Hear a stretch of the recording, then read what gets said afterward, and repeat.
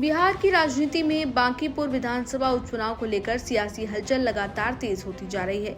चुनावी माहौल के बीच जनता जनशक्ति डेमोक्रेटिक यानी जेजेडी की प्रत्याशी वीणा मानवी की गिरफ्तारी, उसके बाद कोर्ट से मिली जमानत और फिर प्रेस कॉन्फ्रेंस में लगाए गए गंभीर आरोपों ने इस चुनाव को चर्चा का केंद्र बना दिया है।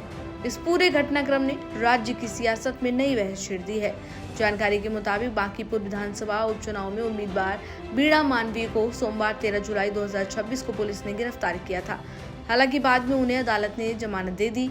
जमानत मिलने के बाद उन्होंने मीडिया से बातचीत की और दावा किया कि उनके साथ पूरे दिन मानसिक रूप से प्रताड़ना दी गई है।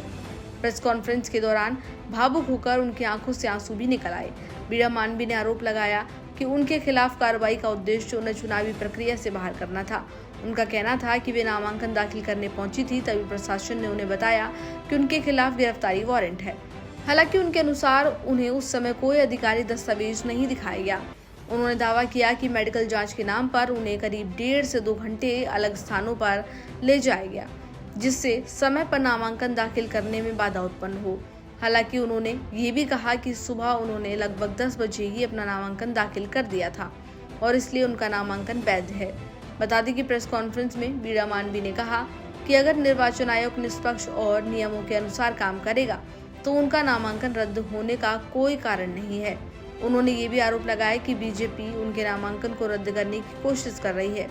हालांकि इन आरोपों पर संबंधित पक्ष की ओर से क्या प्रतिक्रिया सामने आई है, ये स्पष्ट नहीं हो सका है।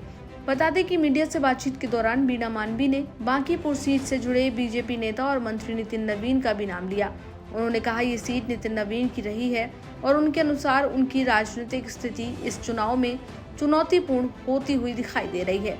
इसके साथ ही उन्होंने बिना किसी नाम लिए ये भी कहा कि जिन नेताओं पर गंभीर आपराधिक मामलों के आरोप हैं, वे सत्ता में हैं, जबकि उनके खिलाफ जमानती धाराओं में कार्रवाई कर गिरफ्तारी की गई। उन्होंने दोहरे मापदंड का उदाहरण दिया। वीणा मानवी ने दावा किया कि उन्हें राजनीतिक रूप से कमजोर करने की कोशिश की जा रही है। उनका कहना है कि अगर भविष्य में भी उनके साथ इसी तरह का व्यवहार किया गया तो वे लोकतांत्रिक तरीके से आंदोलन को करने को मजबूर हो जाएंगी। उन्होंने कहा कि जनता पूरे घटनाक्रम को देख रही है और अंतिम फैसला मतदाता ही करेंगे। इस पूरे घटनाक्रम पर, इस पूरे विवाद पर जनता जनशक्ति डेमोक्रेटिक के नेता तेज प्रताप भी खुलकर सामने आए।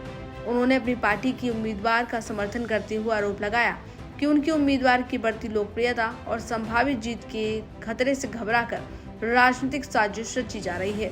तेज प्रताप यादव ने कहा कि उनकी प्रत्याशी को अदालत से जमानत मिल चुकी है और उन्हें न्यायपालिका पर पूरा भरोसा है। तेज प्रताप यादव ने ये भी कहा कि बिहार की जनता सब कुछ देख रही है और चुनाव में इसका जवाब देगी। उनके अनुसार लोकतांत्रिक प्रक्रिया को प्रभावित करने की कोशिश की जा रही है, लेकिन उनकी पार्टी पीछे हटने वाली नहीं है।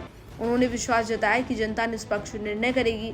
दूसरी ओर पूरे घटनाक्रम ने बांकीपुर विधानसभा उपचुनाव को और ज्यादा राजनीतिक रंग दे दिया है।